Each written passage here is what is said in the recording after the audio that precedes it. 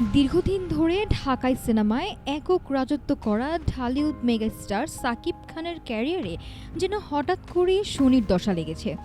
গেল রোজার ঈদের পর চলতি কুরবানি ঈদেও তার বহুল আলোচিত সিনেমা রকস্টার বক্স অফিসে আশানুরূপ ব্যবসা করতে পারছে না। এরই মধ্যে মুক্তির এক সপ্তাহ না পেরোতেই সিনেমাটি পাইরেসির শিকার হওয়ায় নতুন করে চরম উদ্বেগে পড়েছেন সংশ্লিষ্টরা। গেল রোজার ঈদে বিগ বাজেটের প্রিন্স সিনেমা নিয়ে দর্শক টানতে ব্যর্থ হওয়ার পর আশা ছিল কোরবানি ঈদে রকস্টার নিয়ে চেনা ছন্দে ঘুরে দাঁড়াবেন কিং খান।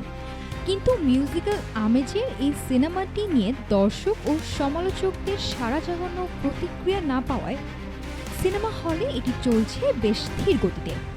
এমনকি সিনেমার একটি গানও অধরায় থেকে গেছে হিট তালিকার বাইরে। আর দেশীয় বাজারের এই মন্দা কাটানোর আগে এলো আরও এক বড় দুঃসংবাদ।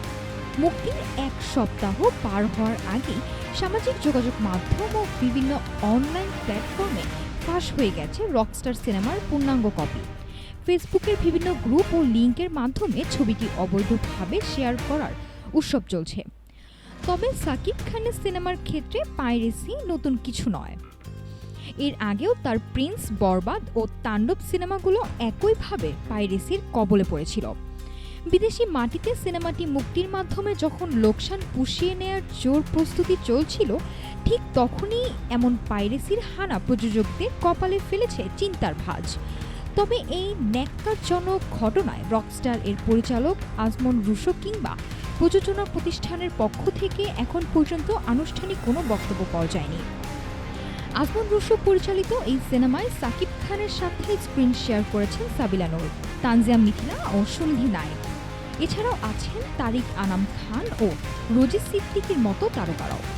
এখন দেখার বিষয় পাইরেসির এই জোরালো ধাক্কার সামনে রকস্টার শেষ পর্যন্ত বক্স অফিসে কতটা টিকে থাকতে পারে।